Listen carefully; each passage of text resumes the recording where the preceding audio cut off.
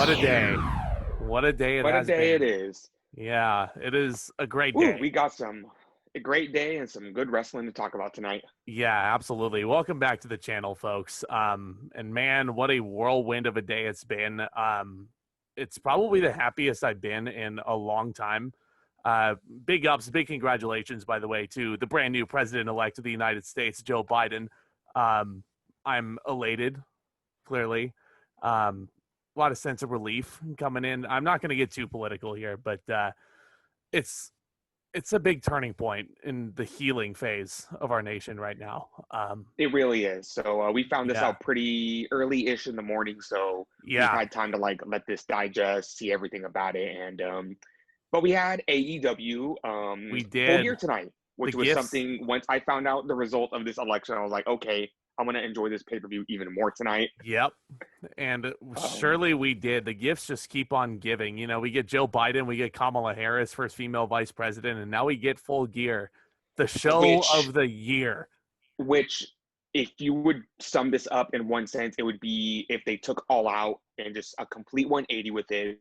AEW saw what they did wrong with All Out, and they turned it around And because they there fixed was all a the lot of problems. matches. Yeah, there was a lot of matches at All Out that kind of fell flat, in my opinion. And I feel Yeah. like they either redid these matches or they did something different with the opponents or just the different match structure. And it worked tonight. It really did.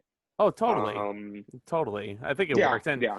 this is coming from someone that actually enjoyed All Out overall, but Full Gear just 10 times better than that at least. Oh, yeah. And we'll go through match by match, of course. Oh, yeah. Those of you who have seen these podcasts before, you'll know how it works. We'll go down the show. Oh, We'll yeah. kind of talk about it a little bit. Those of you who are Oh, new, yeah. welcome. Please consider hitting that subscribe button by the end as hard as you possibly can if you enjoy what you see. And leave a like on the video also if you like. But yeah, Oh, yeah. Full Gear. AEW projected this past Wednesday that there was almost 1,000 fans in the arena tonight, Yeah. and they were Mhm. high. That These certainly talk helped. about quality over quantity. Those 1,000 people were very strong, and they seemed to enjoy the show beginning to end. Kicking off the show, we had the NWA Women's Championship on the We line. did. The brand new champion, Serena Deeb, defends against the former champion, Allison Kay. They announced this match on Dynamite this past Wednesday, and I was just like, oh my God, Allison Kay. I love her. People Yeah. remember her from Impact Wrestling. She was the Knockouts champion as Sienna. She Hmm. was recently the NWA Women's Champion on NWA Power. And I've noticed that NWA Power has kind of started to merge with AEW, which is great. Yeah. A lot of wrestlers kind of lost work due to the pandemic, and we are seeing guys like Eddie Kingston, Ricky Starks, Allison Kay, Thunder Rosa. And I hope AEW continues this because I would love to see guys like Mr. Anderson. I know James Storm returned at Bound for Glory for Impact, but we don't know if he's fully back with Impact. I would love to see James Storm in AEW. I'd love to see the NWA World Championship defended on Yeah. AEW at one point. Yeah, me So too. this little merge, this little working relationship that Billy Corgan has with Tony Khan, I hope it grows stronger because we're Hmm. getting some quality stars, and including this match, Deeb defending her title against Allison Kay. This was a fun little match. It was, yeah. I mean, I really enjoyed both of their work here. I wrote down, please sign both Tony Khan. But I mean, if AEW and Oh yeah, NWA are gonna have a talent exchange, and also if you put Impact into the mix, which we'll get into with the opening match on the actual show, oh yeah, both of these girls looked really, really solid in the ring. oh Allison yeah. Kay was really The good. only issue I had with this match story wise that they did mention that Kay did recently part ways with NWA.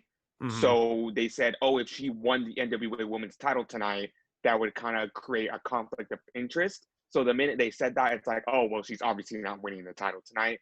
Also, Deeb just won the title. What was it, like less than 2 weeks ago? Yes. So that kind of like broke the fourth wall in a bad way, which this show did a lot, but it was kind of a bad thing. I feel like they should have left that part out, Yeah. because that's like CM Punk walking out of the company with the championship. It can happen it's either they didn't actually leave the company or they're not going to win the match. But Yeah. Allison Kay did just part ways with NWA, so that's when you thought she's not going to win their title back. I agree, man. And speaking of CM Punk, Serena Deeb has come a long way from being one of his disciples.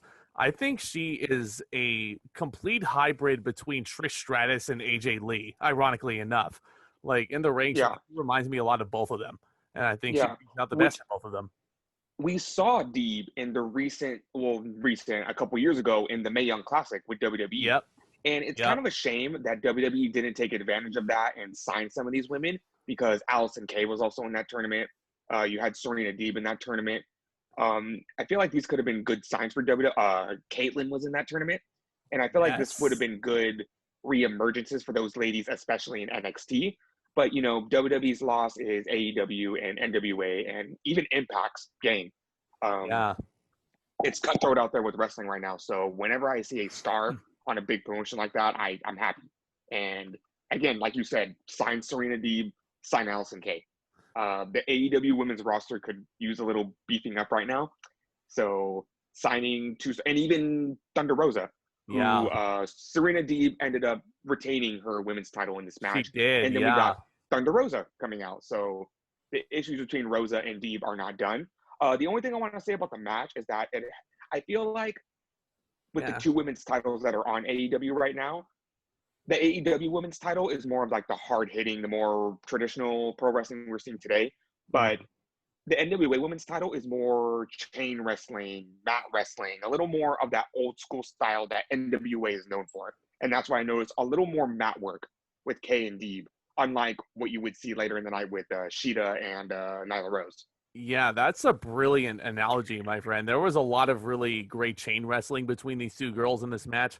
Um, I noticed that Deeb was hitting a lot of neck breakers, and I think if Roderick Strong is the messiah of the backbreaker, Serena Deeb should be dubbed the messiah of the neck breaker. Just throwing that out there. Very good point. Put that on a Very good t-shirt point right right there. now, AEW. Oh, yeah. But Oh, yeah, yeah. no, nice submission holds throughout the match. Basically, it gets to the point where Serena Deeb capitalizes, hits a dragon screw, I believe, on the second rope on her leg, which Kay was selling really great throughout this whole match. And Deeb locks in the Serenity Lock. Allison Kay taps. Deeb retains. Pretty simple match, I think, for the buy-in. Oh, yeah. It was a good showcase for both Deeb and Kay, which Deeb did get her opportunity to show off more on Dynamite. So we're going to be seeing more of her. And this was a good showing for Kay. And Yeah. hopefully Tony Khan was watching very closely. And hopefully, you know, like I said, women's roster needs some beefing up right now. Those three women we saw in the pre-show, including Thunder Rosa, they could, you know, very formidable opponents for Hikaru Shida. Yeah, Tomas's homie Thunder Rosa, by the way. I gave the Yeah. match I gave the match 3 stars. Yeah, nothing wrong with the match, but definitely a nice showcase. I really like yeah. Serena Deeb's moveset, but to your point, yeah, Thunder Rosa confronts Deeb after the bell, and I'm assuming there's a rematch coming at some point. Oh, yeah. Yeah, 2 3/4 stars for me. It was a fun little. The only issue I had with this pre-show match, the other issue was I noticed, and we were talking about this the other day, Scorpio Sky and Shawn Spears were advertised for Dynamite this past Wednesday. They announced that Orange Cassidy and John Silver got moved to the main card, and I thought, oh, this is perfect for Sky and Spears to take that pre-show spot. But then they announced this women's title match, and then I realized, wow, Shawn Spears and Scorpio Sky got cut from Dynamite and the pay-per-view. They don't give a shit about Shawn Spears even in AEW now. But exactly. anyway. I was thinking, like, I mean, my Spears is Spears, but Scorpio Sky, like, come on. Yeah, Treat him a little better. Long. Yeah. That's a future world champion you got right there. Yeah, Scorpio Sky is excellent. But yeah, speaking of people who weren't on the main card, where was this guy? Huh? Where was he on the main card? A lot of talent. Well, he wasn't. He was in a segment, but he wasn't a segment. in the ring. But that's not. Yeah. I want. We will discuss. Yeah. We will discuss the best man Miro when we get to that. Yes. Segment. Well, that'll be a perfect opportunity to and I'll give our opinions. Yeah. And I'll to pitch what we think. Yeah. I'll pitch my match with the idea. super athlete. Yeah, totally. What they should do with the super athlete in AEW. Super athlete, the best man. So opening match on the main card is actually the finals of the World Title Eliminator Tournament. Kenny Omega versus Hangman Adam Page, former tag team partners. And to my previous point from the previous buy-in match, Don Callis of Impact Wrestling is on commentary. Brought in pretty much as a guest. He was in here to watch Omega. Yeah. Well, to watch Omega. And then to kind of go to the end of that match, well, not in the match, but at the end of that match, he leaves and JR says, "You're doing a great job with Impact," which makes you wonder, is there going to be a working relationship with those two companies? Which I think would be an excellent idea. Impact has had working relationships with promotions in Japan. They've had a working relationship with AAA in Mexico. I feel like all these little wrestling companies need to come together, especially right now. Give these men and women some work. Yep, I'd love to see MJF versus EC3, by the way, just saying. But Kenny Omega, he was a heel. He was acting very heelish entering this match, but he's on this been show, a heel for like the past month. On this show, he did not appear heelish at all. He comes out with a grand entrance with the sweeper ladies, and he was playing to the crowd, and I'm like... The entrance was probably the most heelish thing he did in this match, because the long, sustained introduction, he's got the sweeper girls, and also I love the sweeper gimmick. Yes. Like, Kenny Omega was doing fine enough as a babyface, but as a heel, this is where he just blossoms, and just that arrogant, selfish side of him comes out in this entrance. Yeah.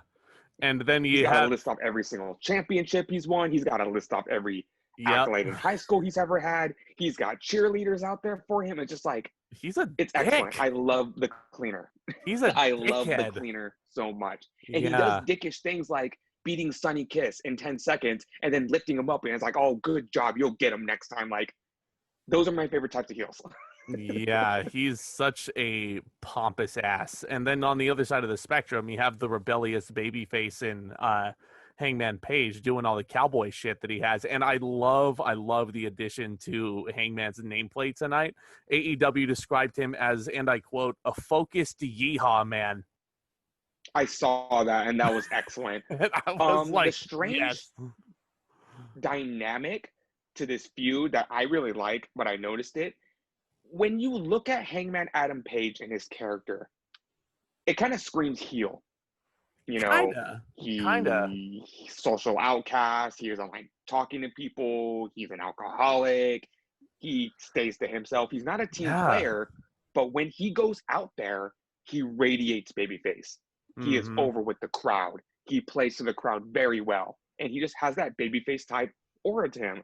Kenny Omega, on the other hand, you know, his demeanor screams babyface. His characteristics scream babyface. But again, you put that cleaner gimmick on him, and he just does it so much better. So you'd think Omega would be the face and then Page would be the heel in this scenario, but it strangely works better the other way around. I agree, and that actually, like, that dynamic almost sounds like an exact parallel to another match we're going to be talking about a little bit later on this show. But honestly, Hangman, he radiates heel for sure. But in a way, like, he kind of reminds me a lot of Elias in a lot of ways, except, you know, better worker than Elias, obviously. But yeah, Elias acts very heelish, but he radiates babyface a lot of the time. Kind of similarly, it's kind of apples and oranges with that comparison, obviously. I definitely see where you're coming from there. It's just like, it's a weird aura that Hangman has when he comes out to the ring. It's like, no, you make him a babyface. He's super over with the crowd. And I think it's that connection with the crowd that helps it. But this match was excellent. It was a great way to kick off the show, for sure. These two guys know each other very well, fellow Elite members. They gel perfectly. They were so stiff with each other too. Hangman was not knife edge chopping his chest. He was chopping Omega in the throat. Oh yeah. And I'm like, some brutal stuff right there. Ow.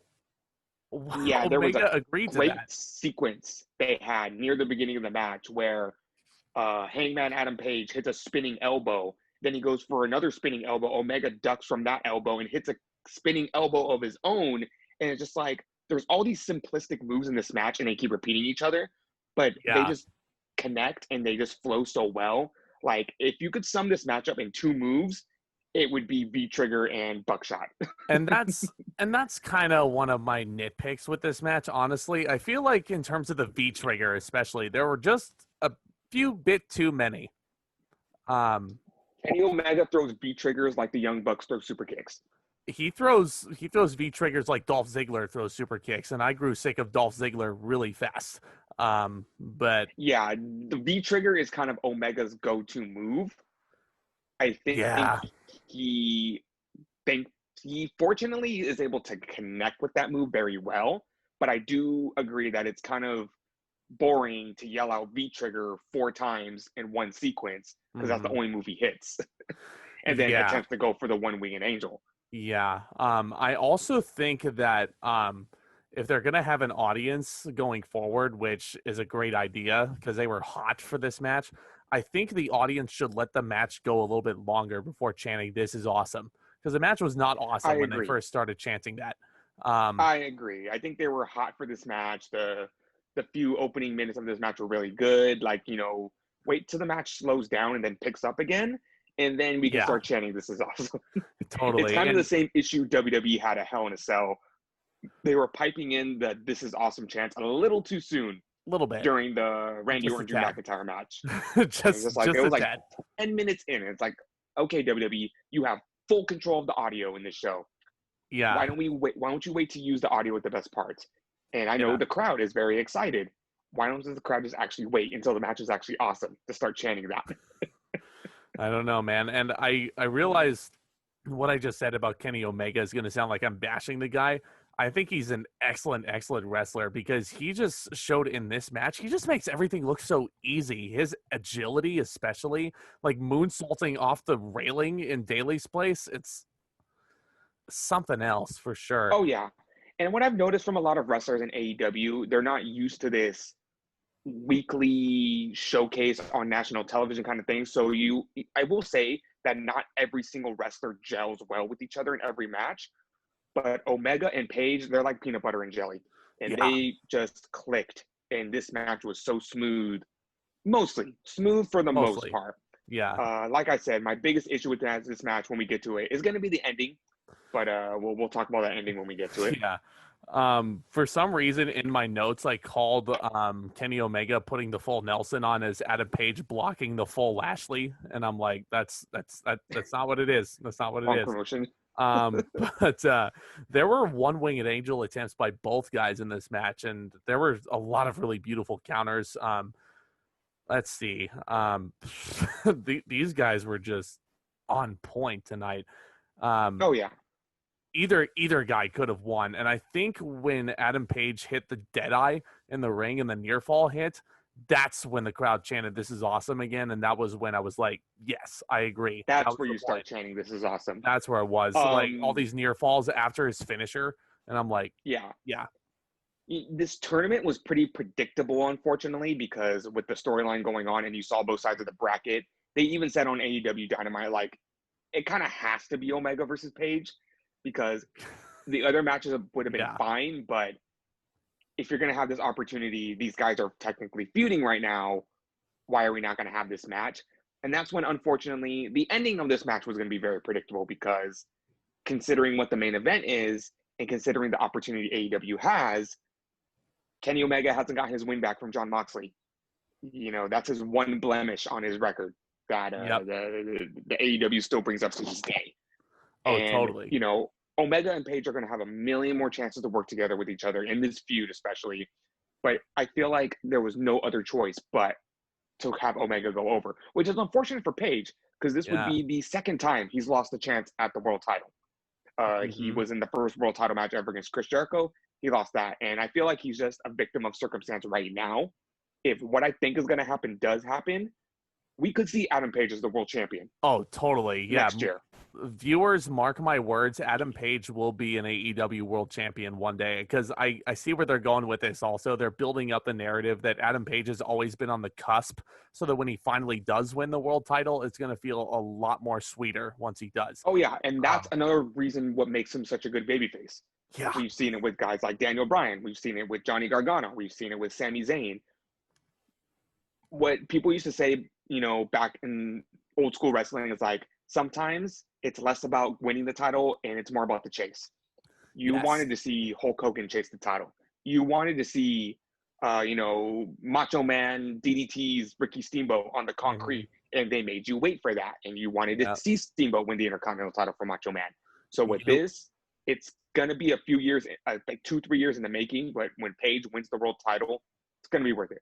Yeah, you want to see Drew McIntyre win the WWE title back. You want to see Daniel Bryan achieve that. But yeah, great examples, my friend. But the ending comes around. Kenny hits a one-winged angel. I noticed that there was kind of hesitation there before the one-winged angel. I think I interpreted that as almost intentional, actually, because Paige was trying to block the one-winged angel, but Kenny just got it off barely, and then the 3 count happened. I don't know, though. That was my biggest issue with this match. Yeah, the ending was just a little sloppy for me, and I feel like I could have went on a little longer, get a few more near falls in there, get the crowd even hotter, and then you could have hit that one-winged angel a little more smoothly and ended the match there.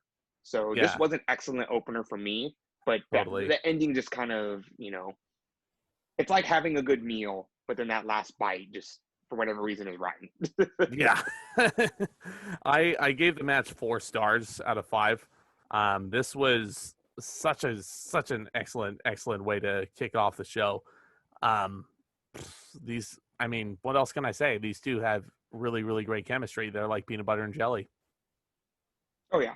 3 3/4 stars for me. Omega wins. He will be challenging the winner of the main event, which is Jon Moxley versus Eddie Kingston for the world title. That was the finals for the tournament, and we'll see when this title match is going to happen, because later on in the show, they announced that Revolution isn't until February. Yeah. So I do not think they are going to wait until February to give Omega his title shot. We've got some end-of-the-year stuff. It's going to be an interesting next 6 weeks or 2 months or so for pro wrestling. So, that was an excellent match. Going on to the second match, which I was a little iffy about, and I was wondering why this was even on the pay-per-view to begin with. Orange Cassidy versus John Silver of the Dark Order. This match was originally for the pre-show. They moved it up to the main card because AEW actually listens to their fans. They were looking at feedback. A lot of people were saying Orange Cassidy deserves to be on the main show. So AEW said, what the heck, why not? That's me. Oh, That's me. Also, Tony Schiavone made the comment as Orange Cassidy was making his entrance that there were so many people on social media dressing up like Orange Cassidy for Halloween. You're looking at 2 of them right now, viewers. That made me smile. Made me smile. And I'm like... But then JR said, well, it's not a hard costume to come by. He's not wrong in Orange Cassidy fashion. Oh, man. From wherever, weighing whatever... I always love how Justin Roberts hesitates before he But let me tell you what not is whatever. John Silver. They have been giving this guy some time on the mic and some time on his own to wrestle, and he's taking the ball and he's running with it. He cut a very good promo on Dynamite the other week, and in this match, him and Orange Cassidy were having fun together. This was kind of the filler match, but it was a fun filler match. And it was. Silver was showing off, and he had every right to. I loved how opposed to the pockets John Silver was. It was so funny. I was rolling on the floor. And at one point, he actually does tear the pockets out of Orange Cassidy's pants because he hates that gimmick so much. And I'm like, that's a huge... Which was damn creative. And another great spot Silver had in this match was the one-armed military slam he gave Cassidy. Yeah. And I was just like, that was pretty damn impressive. That guy's a beast, man.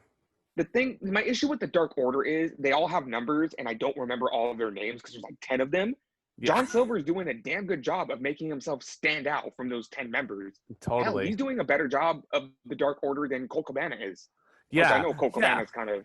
Let's not forget, during the Dark Order's entrance, I made a point. Colt Cabana also came out with them, and I was like, again, this guy just does not fit with this group. I'm sorry. He just, There's this great meme template, and it's Big Bird standing with a bunch of stormtroopers. If that was a Dark Order, Colt Cabana would be Big Bird. And I know Cabana's not going to be in the Dark Order forever, and this obviously is going to... It's like Randy Orton being in the Wyatt family, but it's weird. It's just get it over with. Man, also, where has Brody Lee been? now I can't unsee that. Thank you. But this match was really, really fun. The crowd was into everything Orange Cassidy was doing, including the most devastating kicks in all of wrestling to the shins. But but John Silver was throwing Orange Cassidy around like he was nothing. And I'm like, Oh yeah, okay, John Silver. for Um, being a smaller guy, like Silver was manhandling him. Like I yeah. said, that one hand military press was great, and like I said, Silver was showing off. And Orange Cassidy also got some air on John Silver's finisher, the Spin Doctor, which was another really good near fall. And I also wrote down more "This is awesome" chants. I'm like, I wouldn't go that far. yeah, I'm like the crowd's kind of overusing the "This is awesome" chant here. I mean, I get they're excited to be there, Oh but yeah, it's like like you're kind let of me tell you, overusing the chant. obviously AEW is slowly allowing more and more fans to enter the arena, and if they're hot now, just imagine when they could be at full capacity. Yeah, The crowd is gonna go insane. I cannot wait to go to an AEW show myself. But yeah, basically finish comes around. John Silver goes for Brody Lee's finisher, that discus lariat, but it's countered into an orange punch and the beach break, and that's it. 3 count. You're gonna think I'm crazy for saying this. I gave the match 3 stars. No, that's definitely a very fair rating. It was a fun match, and Yeah. it was better than it had every right to be. And I feel like that's something a lot of wrestlers could take. If you're Hmm. in the quote unquote filler spot, make something of it.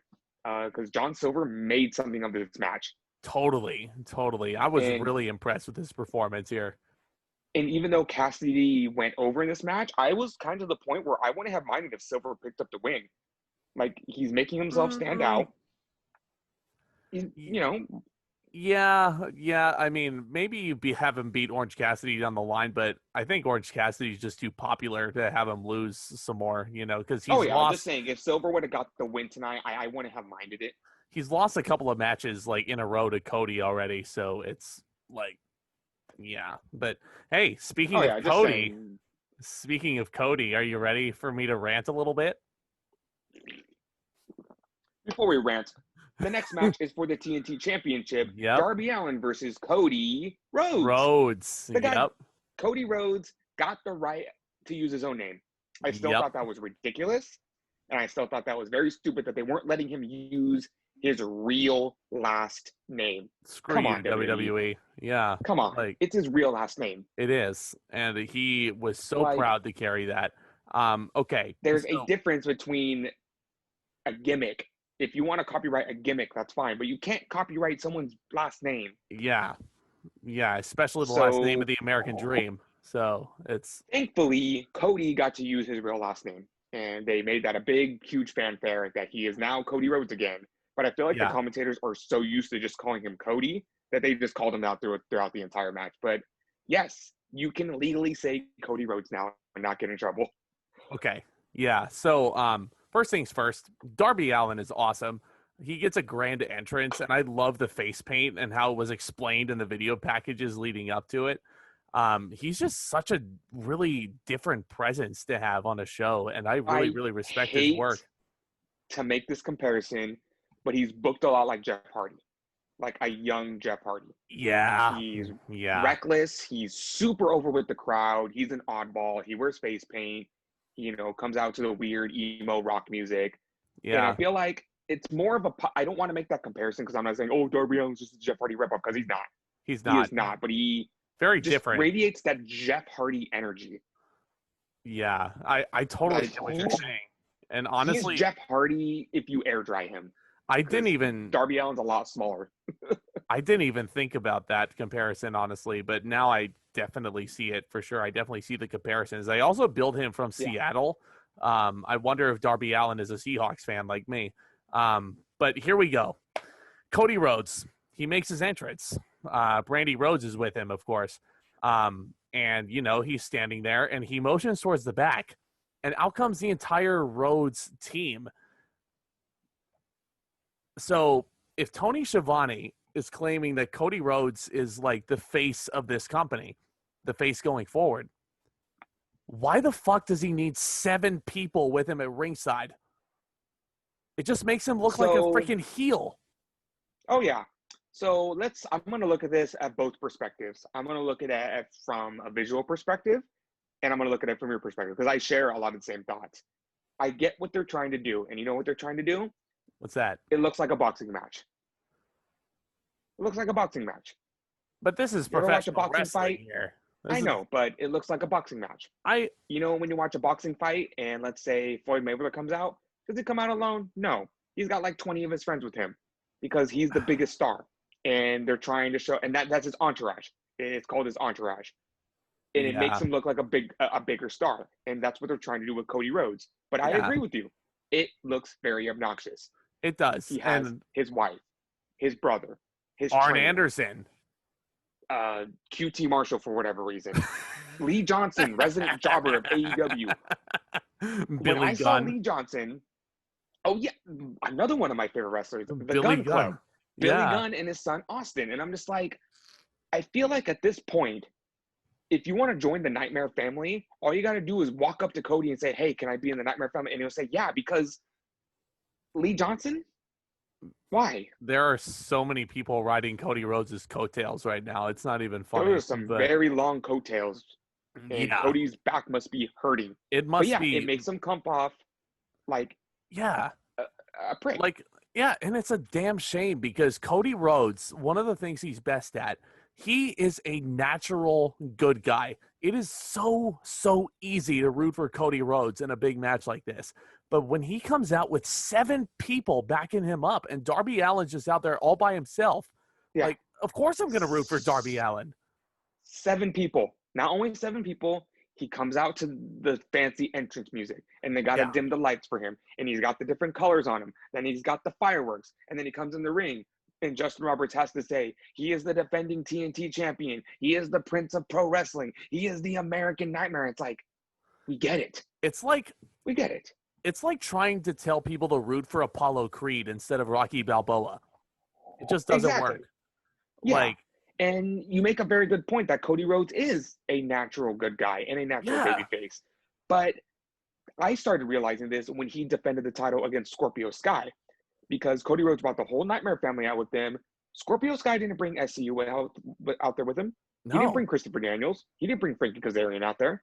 Where And are looking at that- Daniels and Kazarian, by the way? They've gone rogue. And you know, you look at that, and it makes Sky look like the better good guy because he like told his friends, "Hey, you know what? I got this. I don't need any help." And Darby Yeah. Allin is a natural loner, even though he teams with Will Hobbs and John Moxley at sometimes. And you make a very good point with the Cody Rhodes thing, and Yeah. it's obnoxious. You It's know, not needed. it is obnoxious unless Cody Rhodes brings Pharaoh out to the ring with him, because I'm a sucker for dogs. You know, if he brings out Pharaoh, I'm Agreed. rooting for Cody.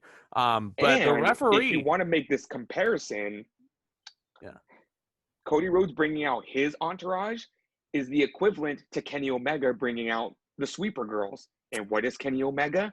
A heel. Yep, exactly right.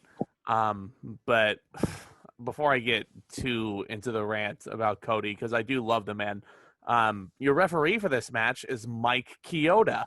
There were loud Mike Chioda chants in Daly's place. Oh, I yeah. was so happy to see that for him. WWE, you are stupid and you are terrible for releasing a man that's been Yep. working for your company for 30 years. Just Yeah. because you don't want to spend the extra money on him that you obviously have.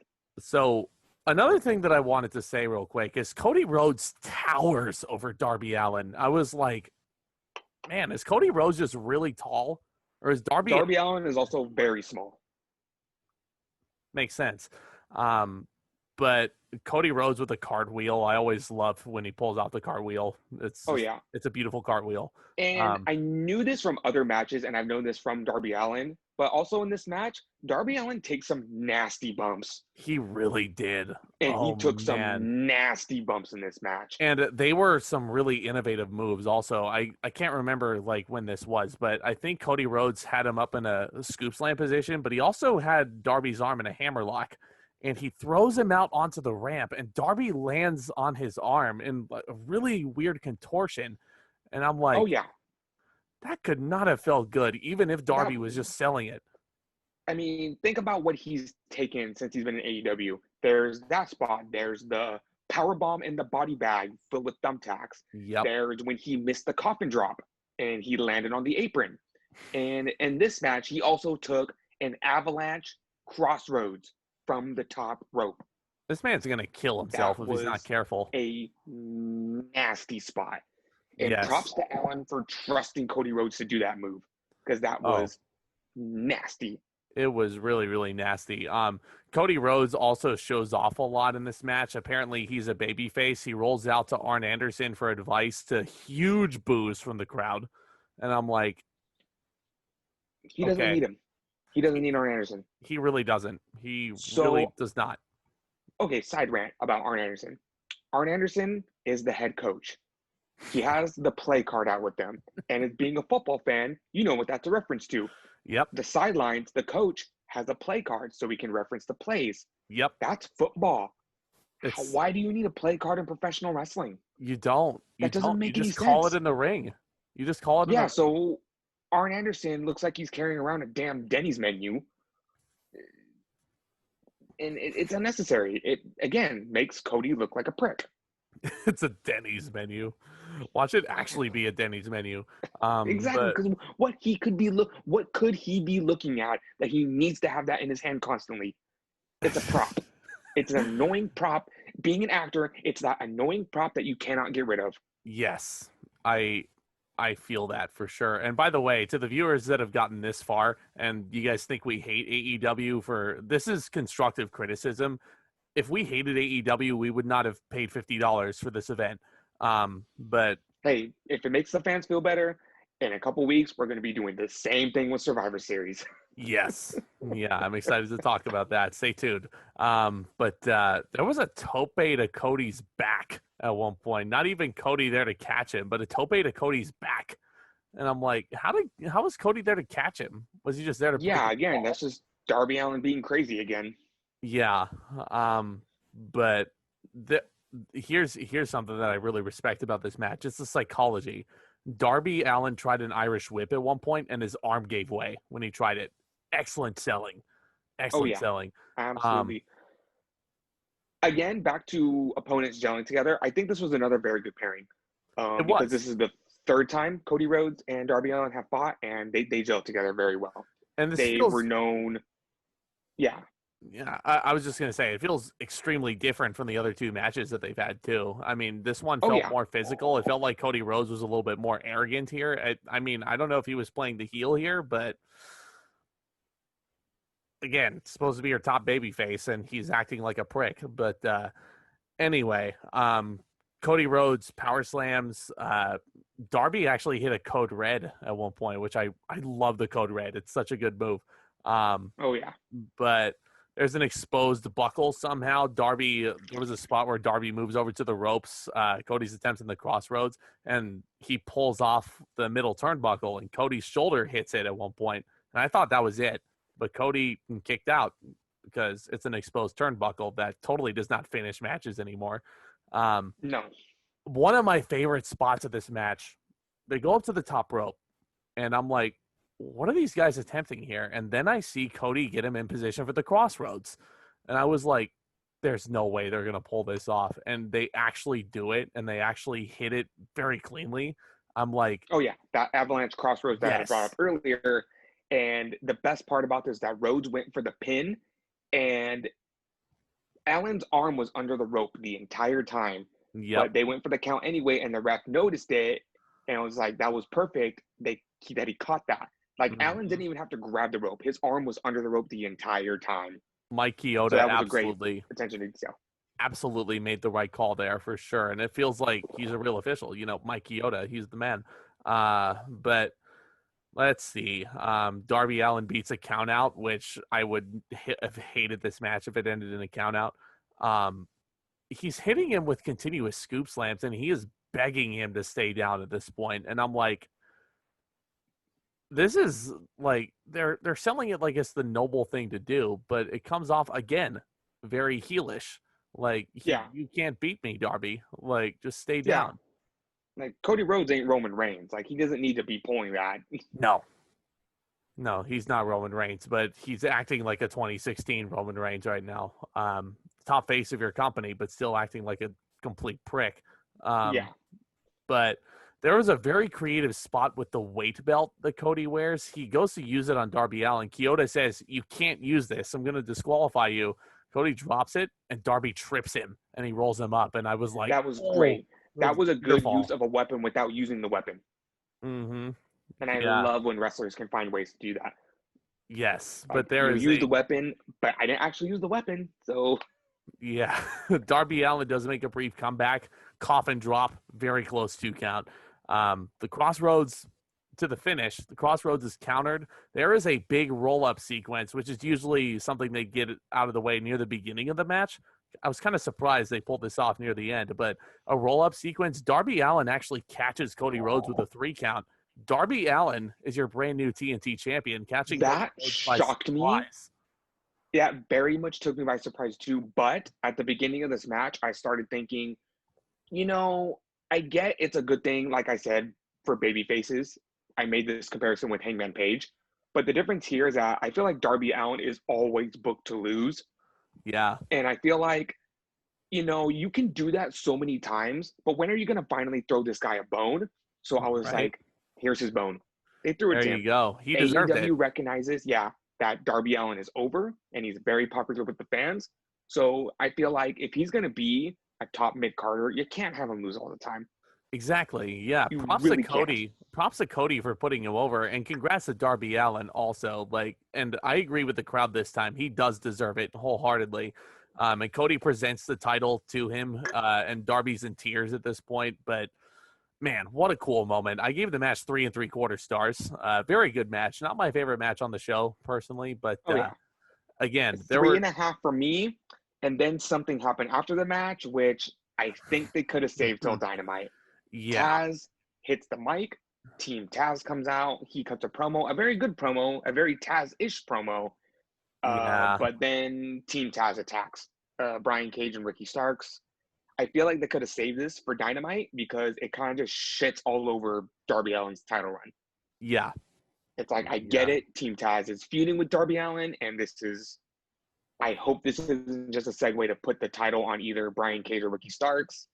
yeah, But they chose now to do this. They brawl for a while. They brawl on the outside of the ring. They beat up Cody Rhodes and Darby Allen.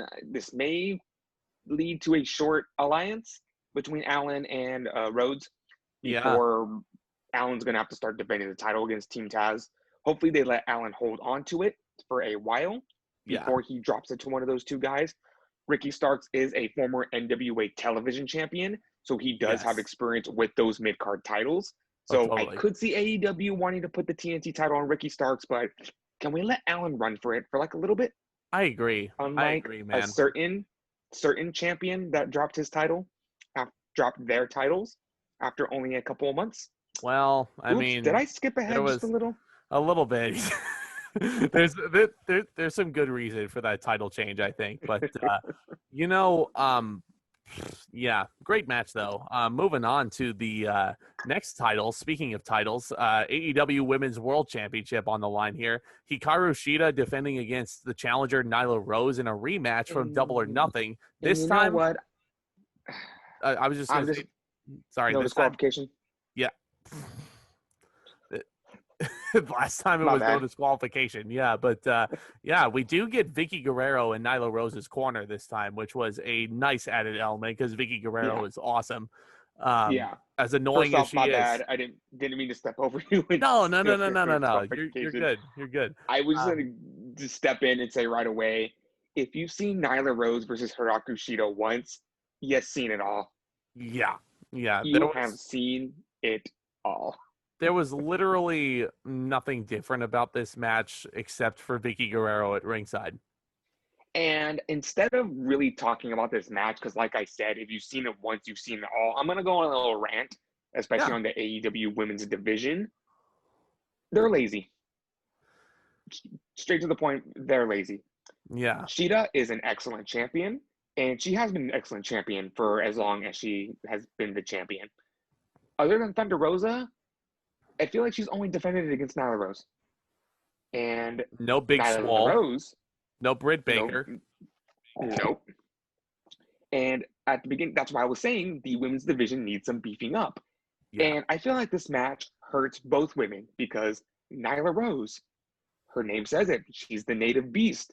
I feel like if you're going to have a monster woman on your roster, she either needs to be completely dominant or you need to find ways to keep her strong, because if either you put the title on her or she's going to look like a dork. Right. And Yeah. if you put the title on her, then you're just flip-flopping back and forth between champions all the time, which I really don't like. It's kind of like, okay, so Rita was the champion. Then she dropped it to Nyla Rose, which, to be fair, Nyla Rose should have been the inaugural champion, because if she was just going to win it back, you had that. Then Rose dropped it to Shida. And what, they're just going to put it back on Rose? Like, there's no variety. It's the same issue I have with, Raw and SmackDown right now, because you have all these women, but they don't want to have them feud with anybody else except for Bayley, Sasha Banks, Asuka, Becky Lynch. Like, where's the variety?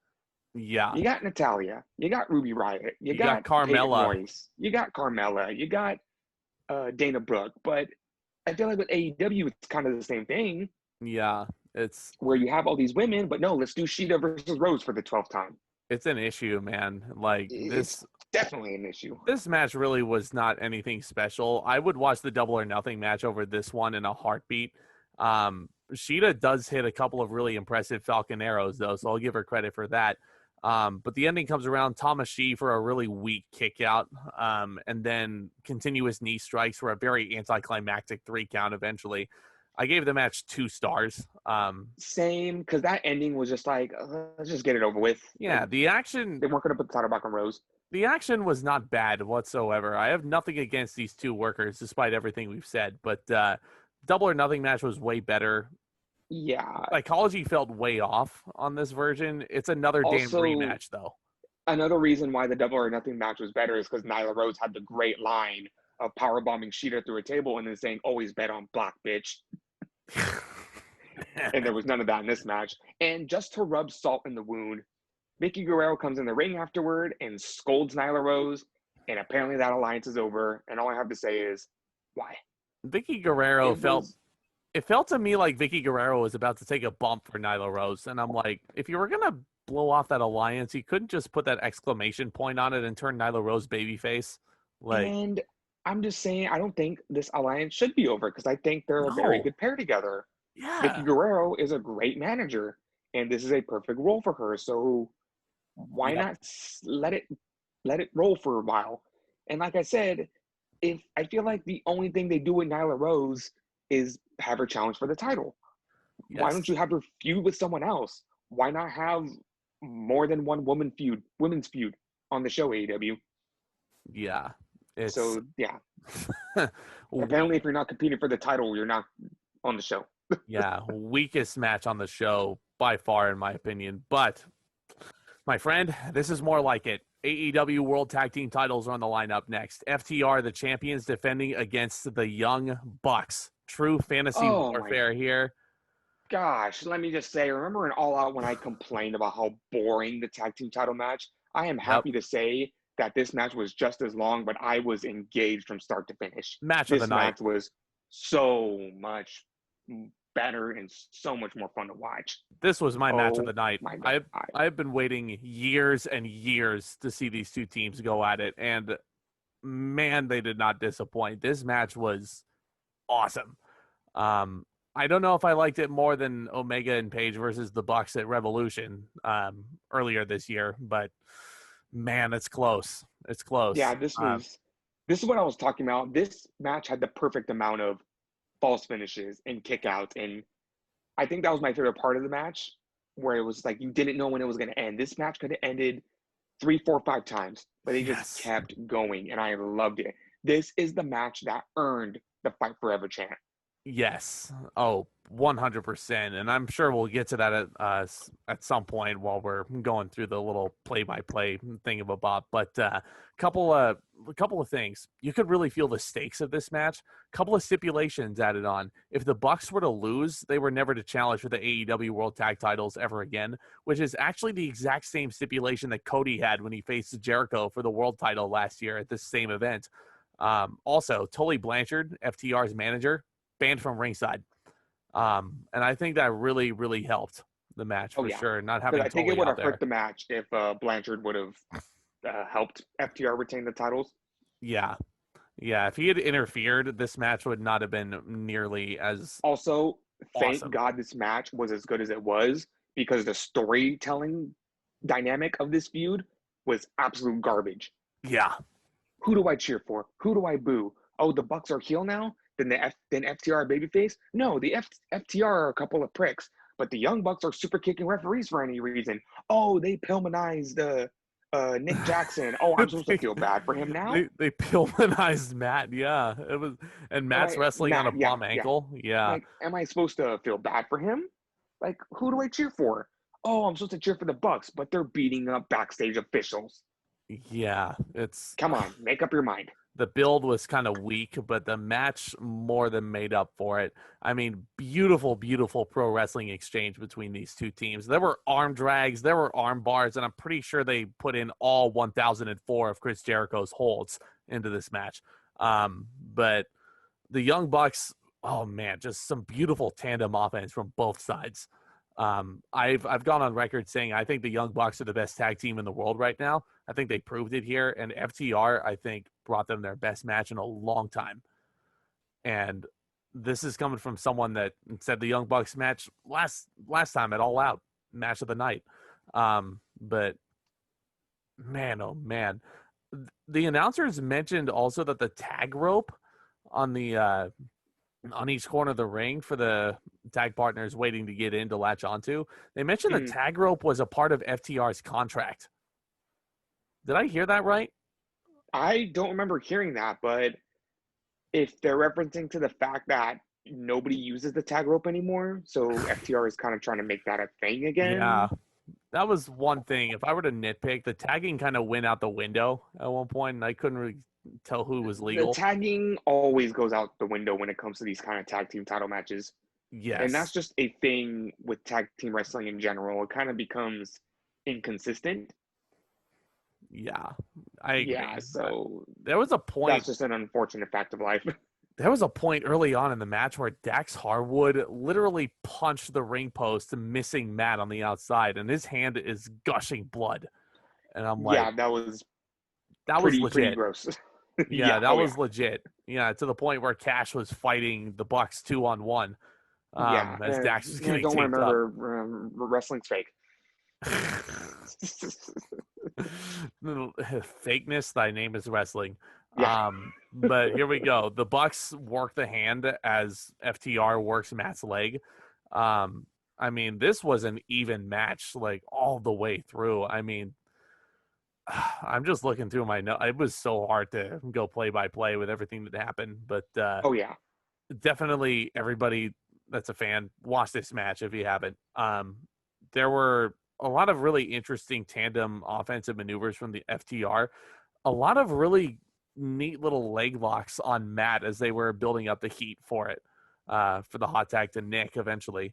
It reminded me a lot of Triple H's leg work that he would use on opponents in 2001. It brought me back memories to, I don't know if you remember his title match with Kurt Angle at the Royal Rumble in 01. Oh yeah. A lot of similar moves that FTR was pulling off there. I'm sure Triple H's influence played heavy on them here. Oh yeah. But man, oh man. Just the excitement, the way it built in this match, the hot tag. I don't think I've ever wanted to see a hot tag more in my life. Oh yeah, definitely. If you want to talk about kings of tag team wrestling and psychology, the Bucks and FTR just really hit it out of the park. Oh yeah. And there was a point where I was starting to worry, like, and I'm obviously going to say this is not true, but I was like, is FTR overrated? Do they do better in WWE for a reason? But thankfully, this match changed my mind. Because I'm not going to lie. There were some matches, Hangman, Adam Page, and Kenny Omega, that I was just like, I can't get into this. I just can't. But thankfully, this changed my mind.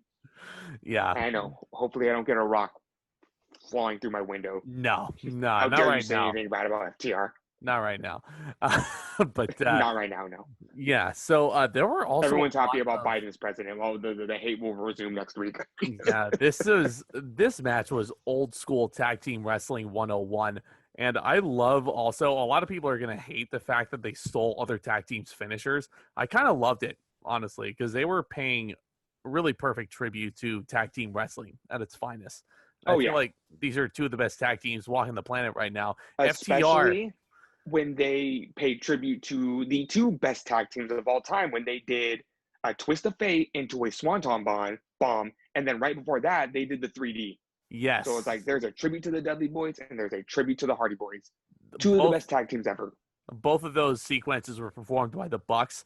Earlier than that, FTR also hit a heart attack, and I think they also hit the Steiner Brothers finisher, if I remember Oh right. yeah, the Frankensteiner. And then later on, this is something I really, really popped for. FTR has Matt in the middle of the ring. Matt also hit a super kick on Dax's hand, which I'm like, yes. But they have Matt in the middle of the ring, both members of FTR in opposite corners, and they look at each other.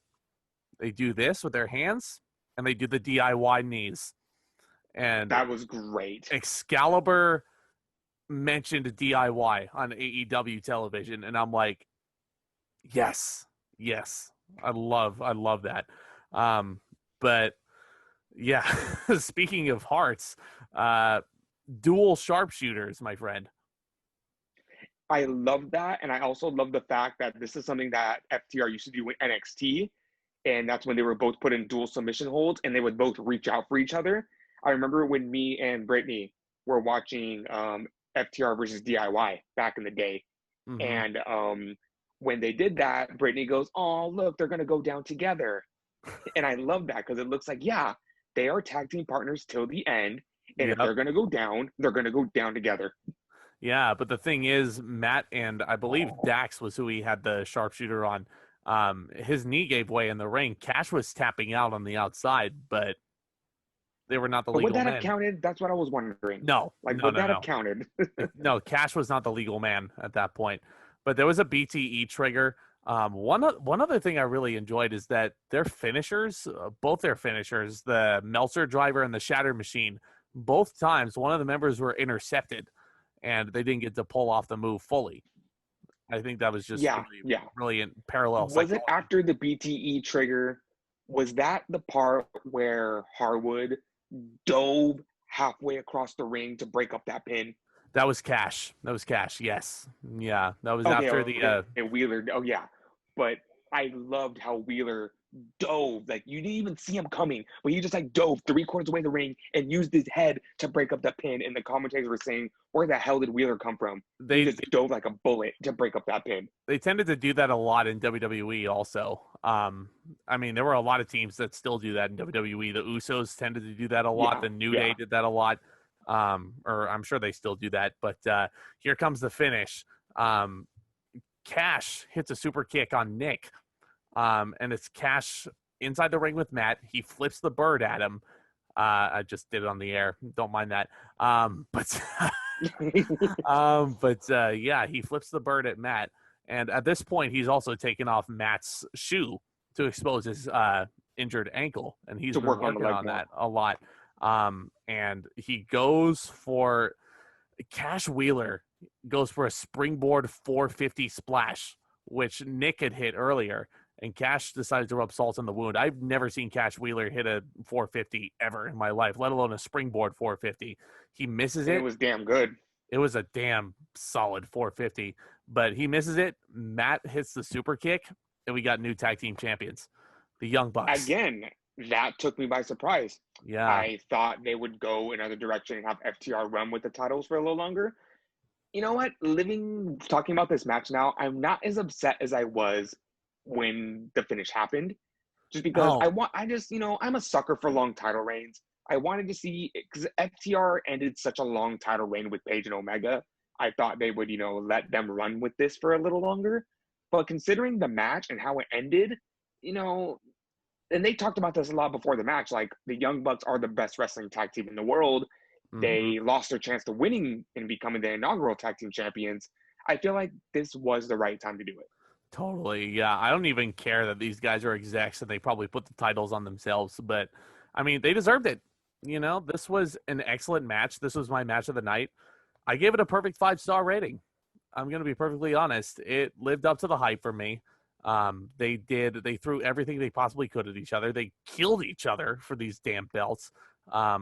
If the match went to a time limit draw, which I was kind of worried it was going to, it was this close to going to a time limit draw. If that happened, I probably wouldn't have loved the match as much as I did. But man, just beautiful match. Oh yeah, definitely excellent match. Again, this was a total 180 from All Out, and I'm so glad that this match happened. Yeah. And then Omega comes out, and that's when I realized, I think I know where they're going with this. They are going with a heel elite with all the titles. They're looking for Omega with the World Championship, and they're looking for the Bucks with the Tag Team Championships. And right now it looks like Paige is not part of the elite anymore. Yeah, they're still his friends, but it does not look like Paige isn't drinking the Kool-Aid. Nope. So I see what AEW is setting to do right now, and I'm excited to see where this is going to lead. Get that whole. Speaking of being excited, our next match is the one I was looking forward to the most. I am a sucker for these kind of matches, and we got all Elite Deletion between Matt Hardy and Sammy Guevara. And I know what everyone's thinking, why the hell is this match happening? We just had that dumpster fire that was All Out in the Broken Rules match. And my theory, they had to do this match to make up for it. Oh, yeah. Matt Hardy wanted to make up for it. Sammy Guevara wanted to make up for it.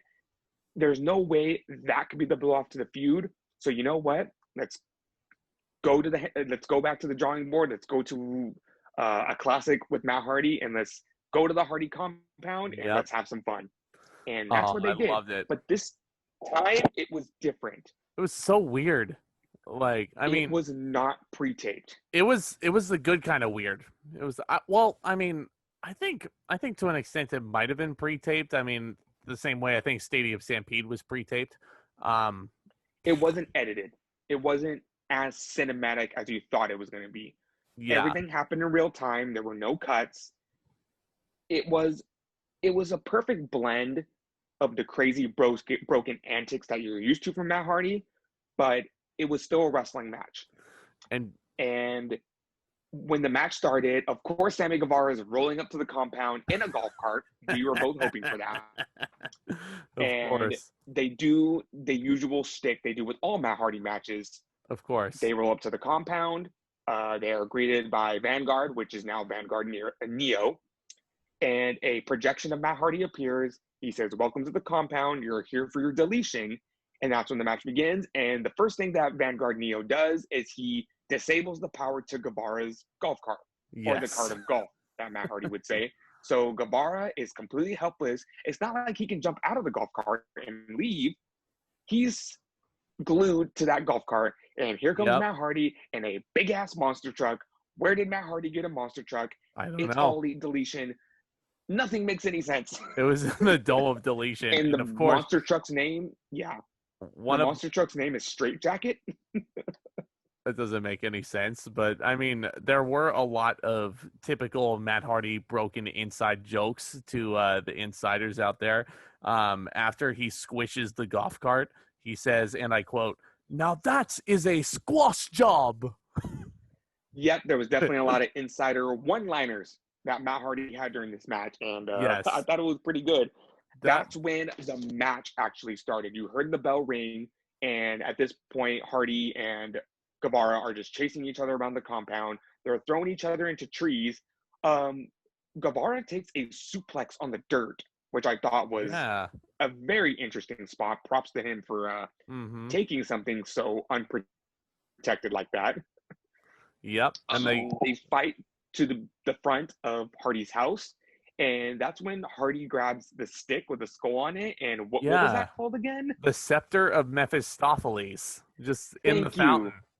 Thank you. And JR says, "Oh yeah," because was it Shivani that said that's what it was called, or Excalibur? I don't remember. So one of them says, "Oh, that's the Scepter of Mephistopheles," and JR says, "Oh yeah," because everybody knew that. The announcers I think were just as funny in this match. Excalibur made a really terrible pun as they were fighting through the trees, and he's like, "Well, it looks like Sammy's not out of the woods yet." And I'm like, "Shut up, Excalibur." God, I missed that. God damn it. Also, Hardy was calling him Samuel, which is great.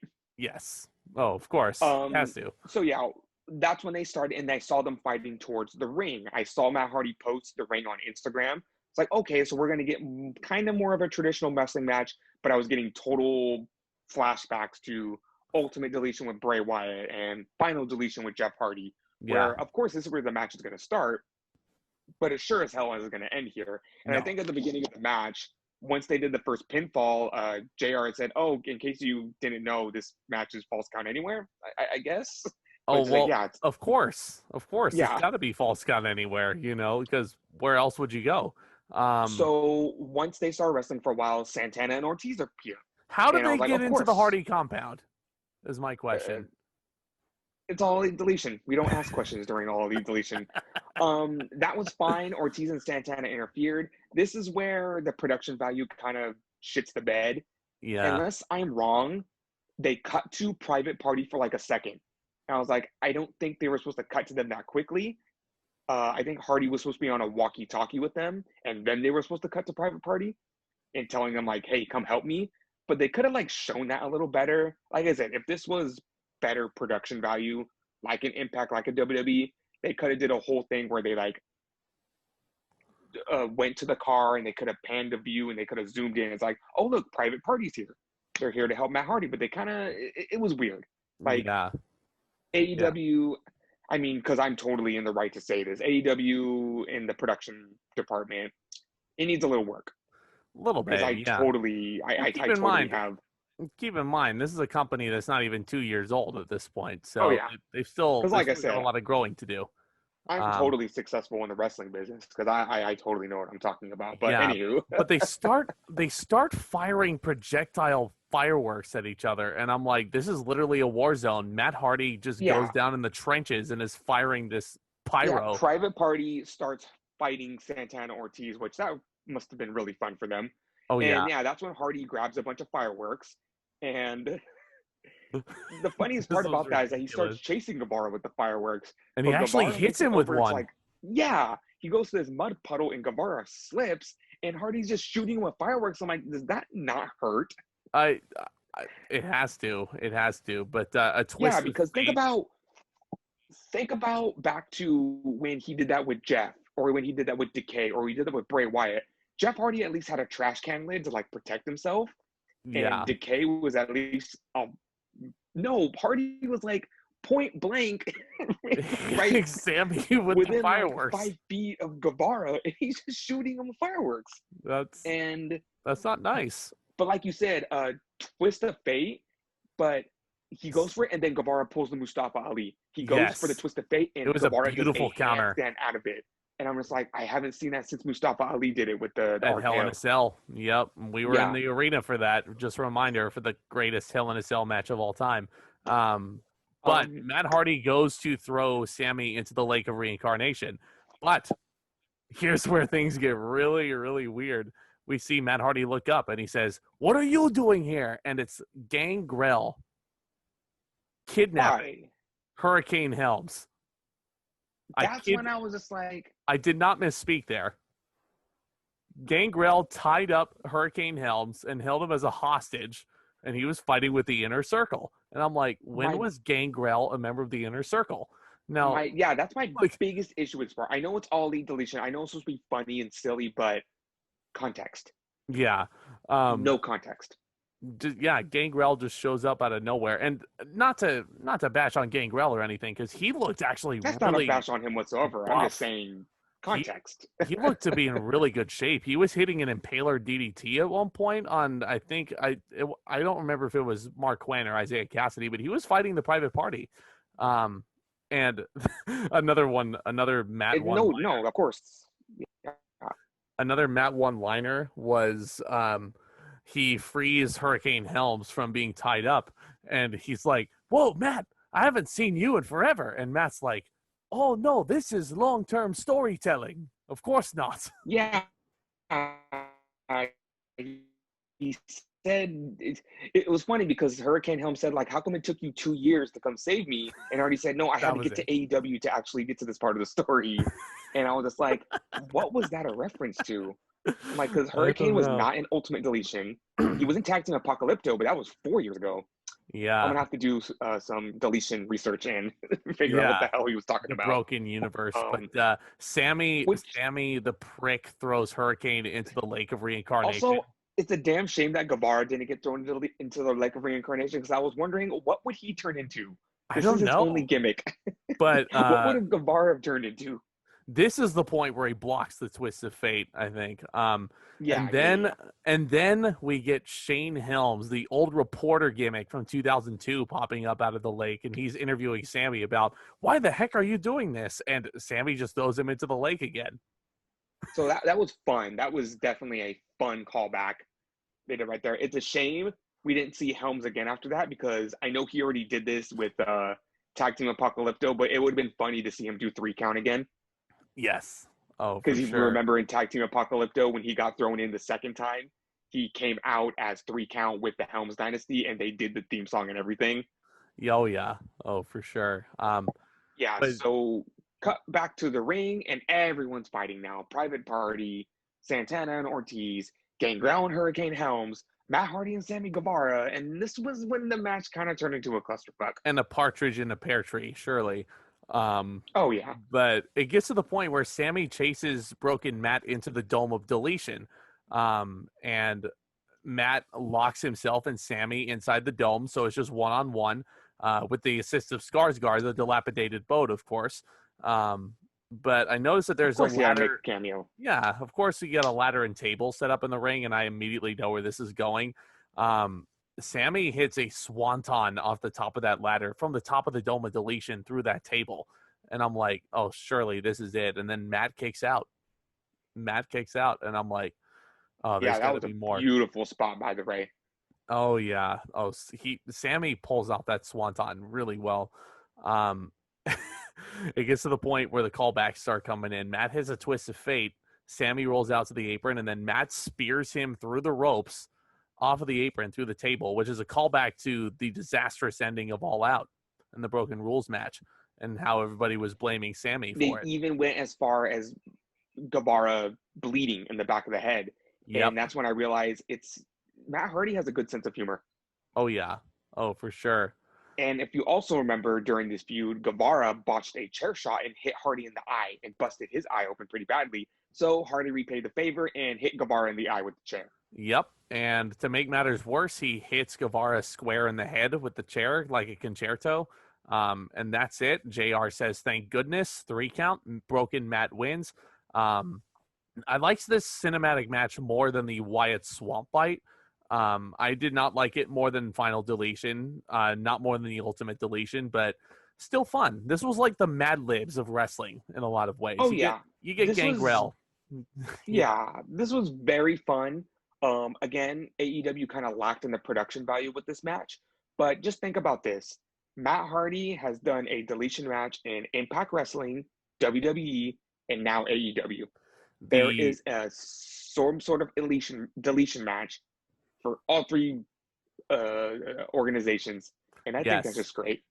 Oh, and I mean, with excellent. Impact, if you want to count Final Deletion, Delete or Decay, Tag Team Apocalypto, and then in WWE you had Ultimate Deletion, and now we got like a good 5 or 6 of these matches to always look back on with good memories. Yeah. This should have been the blow off. The Broken Rules match should have never existed. This is how it should have ended. Matt stuffs Sammy into a trash can, and he instructs the Private Party to help him take out the trash. They put the trash can into a back of a pickup truck, and he says, Senor Benjamin, please take out the trash. And it's Rebby's dad in the front driver's seat, Senor Benjamin. Oh, yeah. And he drives away with the trash can. Sammy's been deleted. Which, I'm not saying he didn't deserve it, but Benjamin got a huge pop, and I'm just like, he said his name. Why are you surprised to see him? Like, I think he just got the pop just for sake of getting a pop, which is great, but well, it's Senor Benjamin. Like they didn't think he was going to be there? Everybody loves Senor Benjamin. Here's the thing. My favorite thing about Senor Benjamin is he's just Matt Hardy's father-in-law. And Matt Hardy just went up to him and said, do you want to play a gardener? And he was like, hell yeah. So I respect Matt Hardy's father-in-law for stepping into a business that he has never been a part of and just going along with it. Oh, it's so ridiculous. And playing his fake gardener. Yeah, it's almost like And Jericho. then yeah, they reveal It's yeah almost like Chris Jericho bringing Ralphus in WCW, except obviously they're not going to put Senior Benjamin in the ring or anything, but I mean similar context. yeah and yeah. Speaking of Rebby, she is shown for a brief second playing the piano. That's the end of the match. Rating wise, I don't think this is a fair. You know, as a cinematic match, I'd give it a 3 out of 5. Yeah. Like, I don't want to give this a match technical rating. There was no huge spots except for the end. If you've never seen a broken Matt Hardy match, you don't watch it for the match. You watch it for the experience. Oh yeah, this was And definitely very fun. there's always the staples. There's always Vanguard. There's always going to be the fireworks. There's always going to be the cameos. There's always going to be a reincarnation, which is my favorite. If you've been here for this crazy ride that's been broken Matt Hardy, that's been going on since 2016, you know what to expect. But I love showing people that don't watch wrestling these matches just to get the reaction. Oh, totally, totally. It's a great, I've shown Lauren Stadium Stampede, which isn't exactly Final Deletion or Ultimate Deletion, but I'll show her that one day just to see if she gets a kick out of it. But anyway, I mentioned Chris Yeah, very fun. Jericho. I mentioned Chris Jericho just a moment ago, and speaking of, he's in the next match. Chris Jericho 1-on-1 with Maxwell Jacob Friedman. MJF wins. He's in the inner circle. Mini rant beforehand. Le Dinner Debonair, great sequence on Dynamite. No way is it better than the Festival of Friendship. Just throwing that out there right now. Oh, no. So, talk about that segment real quick. Just when you think you've seen it all in pro wrestling, being huge musical theater people, Yes. that was wonderful. Oh, and Jericho and MJF my singing mouth. to each other. My mouth was agape that entire segment. And I was just like, why didn't I think of that?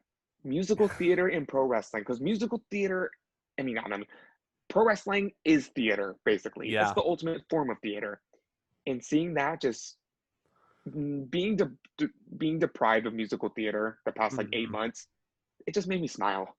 Oh yeah, me too, man. As a big musical theater guy and a theater major myself, but this match to me, like the build for it, it felt more like a respectful political debate more than it did a grudge match. Excuse me. Yeah, because this, like we've discussed in the past, is a weird transition I feel like they're doing to turn Jericho babyface. Yeah. And I feel like this is MJF, putting on the fake halo and being nice so he can get into the inner circle, just so we can turn around and, pull the rug from underneath Jericho. Mm-hmm. Because we all hate fake individuals. And speaking of MJF, he makes his entrance and he has a custom glow up robe in the style of Chris Jericho circa 2012. What a prick. That was great. What a prick. That was great. Jericho makes his entrance.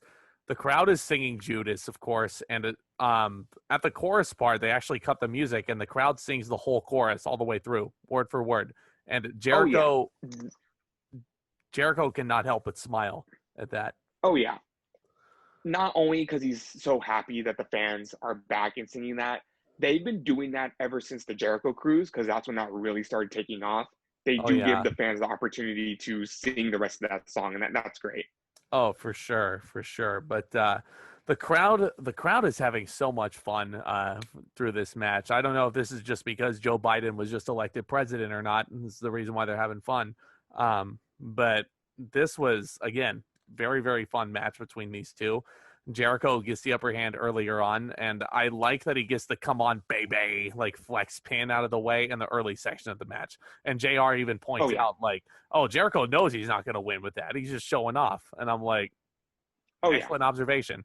But man, MJF is getting heat like nobody's business. I feel like Jericho has been doing this spot a lot in matches, but that doesn't mean it gets easier to watch every time. They're fighting on the outside, and Jericho always goes for the Judas effect, and he always hits the steel post. Yeah. And that just looks like it hurts like a motherfucker. It really does, yeah. Before that happens, though, actually, Jericho has MJF down on the outside, and he grabs a camera. and he's filming MJF down on the floor. And similar to Backlash 99 with the Rock cam, the Rock flipped off Stone Cold Steve Austin, laid out on the announce table. Jericho did the same thing. I feel like Jericho did that in another match. Did he do that against Cody or Moxley? I don't remember, actually. He did it this year. Like, that's not the first time he's done that this year. But that's become his thing in AEW, grabbing the camera. And if he did that this year, it must have been against Mox. But yeah. I mean, again, like I was at your girlfriend's house, and we were having a big watch party last year for Full Gear. Oh, so yeah. I don't remember fully. Like, if I need it to was watch that one of match those again. matches. I need to watch that match again, Jericho and Cody. Oh yeah. But Jericho hits a backdrop on MJF and he screams out, "Oh shit!" MJF was cursing up a storm in this thing. Oh yeah. My goodness. And like, they're biting each other's hands also. Like, Interesting. yeah, it was interesting. Jericho crotched on the middle rope off of a bulldog. Like MJF, like, here's the thing. He was really smug at this point in the match. He is a young Randy Orton. Similar type of smug, similar in-ring style, maybe a little bit more athletic than a young Randy Orton, but I think he's got all the tools to be a multi-time world champion. Like, maybe not so much in this promotion. Maybe he does make the jump over to WWE in 10 years, but I mean, this guy's got all the tools. JR made a really good point. I think it was during this match, if not, it was on Wednesday, that MJF is a lot like a young Chris Jericho. Yeah. I don't even know. JR mentioned that he reminds him of a Jericho like back in WCW.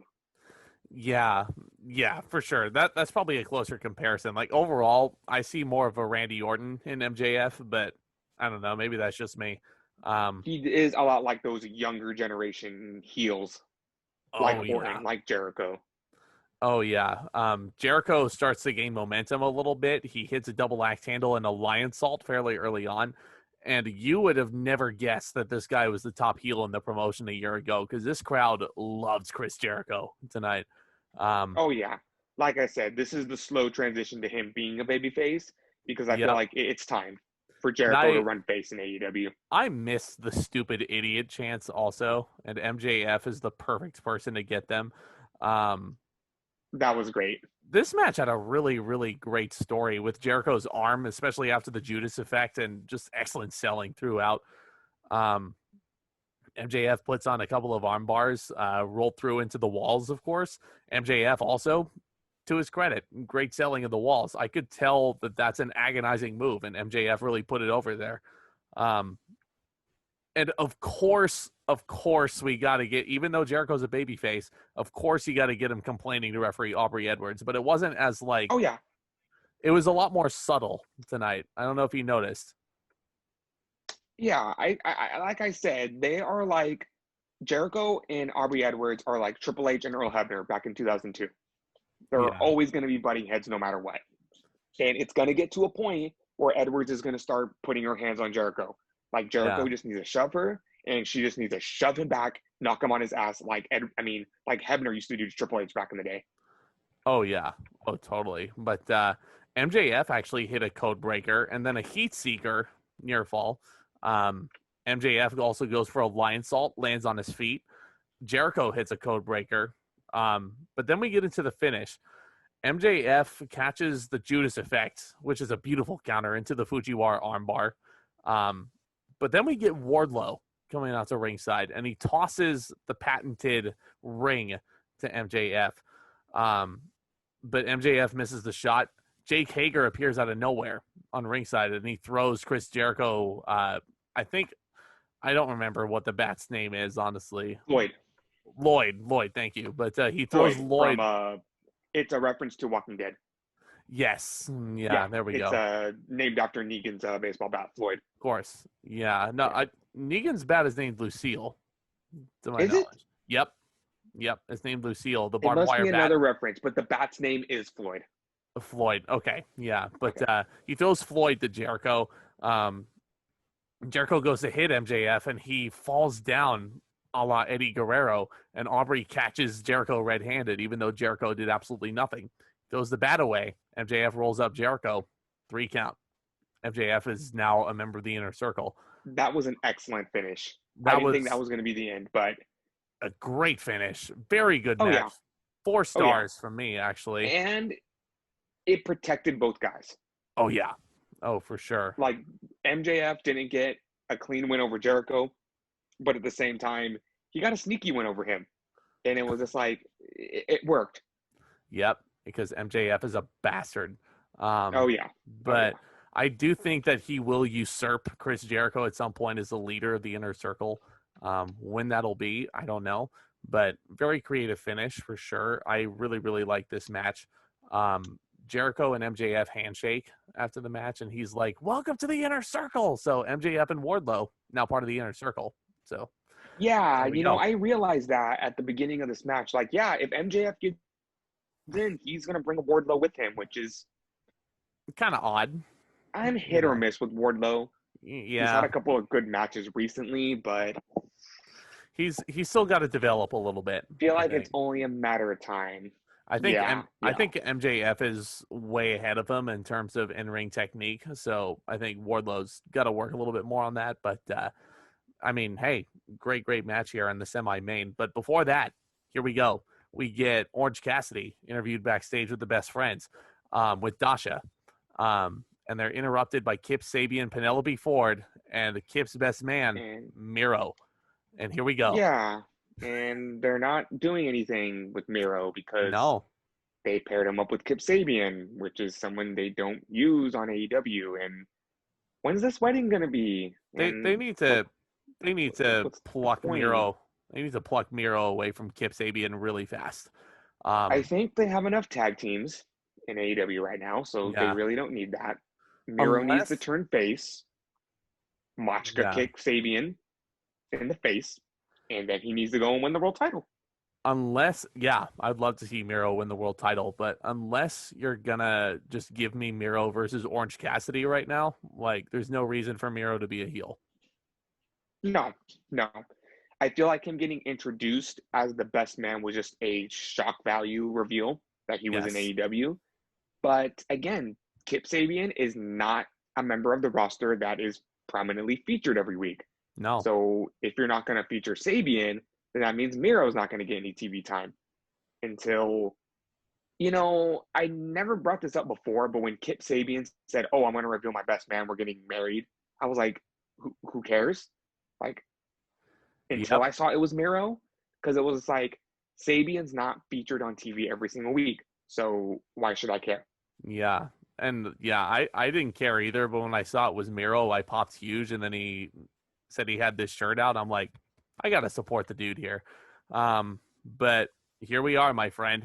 Finally, main event time. I Quit match for the AEW World Heavyweight title. Jon Moxley versus Eddie Kingston. I have a feeling this one's going to get disturbing real quick. Oh, yeah. And it made me realize that you got Moxley, Kingston. They have deathmatch backgrounds. Yep. So Eddie Kingston is awesome, guys. I feel like Eddie Kingston is going to be a top babyface in the promotion very, very soon. Not now, obviously. He's the leader of the Filthy Animals 2.0 right now, so they got to get him through that. If you guys don't know who the Filthy Animals are, you guys are not WCW old school fans, but anyway. So I apologize if you didn't get that reference. Moxley is the man, by the way, 20-0 on the year. Wins and losses matter. Looking at you, WWE. But wins and losses matter in AEW, but then people who have like undefeated streaks don't ever get anything. I mean, Eddie Kingston got this title shot. I mean, but then Taz brings up a good point about Brian Cage and Ricky Starks. That's a very good point. Yeah, so a little inconsistency there. Future TNT champion Brian Cage, by the way. But man, this match was intense right from the start. Just chops. They're biting each other's ears, and I'm like, man, this didn't get as gruesome or disgusting as the Lights Out match from last year. Which, funny story, by the way, I mentioned earlier, my girlfriend and I were at Tomas's girlfriend's house. And we were having a watch party of Full Gear last year, and the lights out match comes on, and my girlfriend is like traumatized by what she's seeing. And I told her, I'm so glad you did not watch it this year because of this one match right here. Not to say I didn't Yeah. enjoy it. This was a lot more fun. I actually think this match was in some ways a little bit better than the lights out match, because at least this was within the realm of death match, like things you could do, but still being safe Oh yeah. about it. Oh yeah. You had your thumbtacks. You had your barbed wire.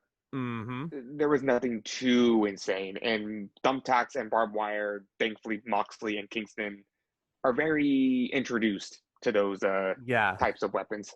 Yeah, Mox has got thumbtacks in his head at one point. He was bleeding really early on, and I'm like, how did he get that? And then he pulls out the barbed wire baseball bat, and they're just using it like nobody's business. But they are chucking steel chairs at each other also, like it's SmackDown Just Bring It, which I really got a kick out of. There's, by the way, nothing more cathartic in a wrestling video game than throwing a steel chair at your opponent. Just Yeah, apparently it's not so pleasant in real life either. Yes. At one point also, Jon Moxley is raking at Eddie Kingston's eyes. Jon Moxley, this was not an eye for an eye match.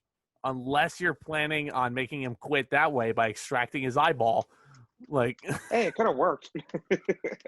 it could have worked. I'm still floored from that eye for an eye match. It's been 4 months now. I should probably get off that high horse, but Nope, the eye for an eye match will live on forever. Then I'll just keep making that joke every time these podcasts happen. Every time there's an eye poke, I'll be like, "This is not under eye for an eye match rules." So drink every time I make. No, we need to make WWE regret ever making that match. Yeah, Shivani at one point also makes a great quote. What the hell are we watching? Exactly. Yeah. I think should have known from the start it was going to be one of those matches. This was a sick match.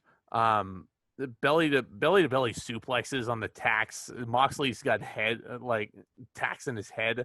The crowd is chanting, "He said no." Also at one point, and I'm like, that's kind of creative in an I Quit match. In this age in pro wrestling and I Quit matches, they don't believe in microphones anymore. No. So everyone who was there, like, quiet. We gotta hear from thousands of feet away because we can only sit in the cheap seats right now. I kind of think the microphone for an I Quit match is just a gimmick at this point. Like, yeah, it was a staple growing up. Mankind and The Rock, they had an I Quit match, and the famous ending where it was just Mankind on tape over the PA system. Like, man, but this match was just gross. I mean, even on the spike pile drivers, there was one point also, oh my gosh, completely forgot to mention, Eddie Kingston goes to ringside. He goes to Doc Samson, and he gets rubbing alcohol, a big bottle of it, and he pours it all over Moxley's back, which had just been pierced by the tacks. And I'm like, I can't believe that didn't get a "you sick fuck" chant. Yeah, it should have. Where were you, PWG fans? But yeah, paradigm shift. Kingston says no. The carnage continues, I think, as Shivani called it. Man, there was a Moxley getting into the finish, getting right into it. Moxley wraps the barbed wire from the bat around his arm, and he puts the bulldog choke on Eddie Kingston, and he's in that hold for a while, and the barbed wire is like piercing his jawline right here. It was a sick image, and Kingston says, "I quit." Has no choice but to say, "I quit." He's got no choice. Excellent storytelling there. Oh yeah, but these two were not going to have a 5-star wrestling match, but they were going to have a 5-star storytelling. Yeah, I gave the match 4.5 stars. Honestly, this was, really great main event. Holy hell, brutality, pure death match here. I like this more than the lights out match, in all honesty, just because I wasn't just like sitting there and like, these guys are literally going to sit here and kill each other. But I mean, you still got that vibe, but again, Moxley and Kingston had a reason to kill each other. They did not go too far like the lights out match did. So I also think Eddie Kingston is more well suited to this deathmatch style than Kenny Omega is. Oh yeah. But man, oh man, I think the only thing that kept me from giving this match a perfect rating was the predictability of it. Even though Eddie Kingston's great, there was no way he was winning the title off of Mox right now. Yeah, especially with Kenny Omega, who won the tournament, who came out at the end of the pay-per-view to confront Moxley. There's your match right there, and we all see the versus going. Speaking of lights out, Omega never got his win back from Moxley. Nope. So my theory is, I think Kenny Omega is going to be the one to dethrone Jon Moxley for the AEW World Title. Like I said, the next pay-per-view is not till February, and I do not think AEW is going to wait that long to put the title on Omega. So we're just going to have to see down the line when they're going to have that title match. I think. And we'll see how it unfolds from there. If we're judging from the schedule of special events from this year, January's coming up, and that's when they had Bash at the Beach this year on Dynamite. So they might do it then. If they are willing to wait a couple of months. I know apparently the rumor is right now Lance Archer wants another world title shot, and I'm just like, of course grown. Yeah. He said he was waiting for the winner of Kingston and Moxley. I'm just like, grown. We already saw that match. I don't need to see it again. I don't want to see it again. Sorry. Yeah. It'll probably just be another throwaway title defense on Dynamite, even though they said Omega is the next one in line, the challenge for the title. And then Lance Archer can just ask for one. It makes no sense. But man, oh man. I mean, this was the gifts that keeps on giving, my friend. I think this is AEW's best pay-per-view of the year, if not ever. Definitely an excellent pay-per-view, and like I said, a total 180 from All Out, which a lot of fans were saying this is something that WWE can learn from. If you have a bad pay-per-view, learn from it. Do better next time. Totally. AEW did that. Yeah, you got a rating for it? Oh, rating. Every match was pretty solid, so I feel comfortable giving it an 8.5. 8.5. I gave it a 9.25. I think the only thing keeping it from the perfect 10 out of 10 was that women's match. In all honesty, like if they had Shida versus someone like a Britt Baker, no disrespect against Nyla Rose, of course, but like we've seen that match millions of times. So I think Shida could have had a better match with somebody else, and that could have propelled this show to that perfect rating. But man, oh man, you had that tag title match. You had that brutal main event. Jericho MJF was solid, but up and down the card. Elite Deletion was really fun. Yeah, great opener also. Just solid show and on a great day for not just wrestling, but for our country as a whole. But yeah, I think that just about wraps it up, my friend. Do you have any other final thoughts on the show? Nope. Like I said, total 180, very fun show and a very fun day and a very fun night of wrestling. Oh, for sure. And to those of my viewers who have made it this far, we've been recording for almost 2 hours at this point, I'm noticing, which is nuts. Thank you all so much for tuning in. Hit that subscribe button if you're new as hard as you possibly can. Leave a like on the video also if you enjoyed it. Tomas will certainly be back on this channel also. We're going to be discussing King of the Ring 2002 fairly soon. I'm not looking forward to that show at all because I remember how terrible it is, but you got to do it for the retrospective. And of course, you got Survivor Series, the final farewell, The Undertaker. So, yeah, it should be fun. But with all that being said, folks, thanks again for joining in. Back Talk, commence.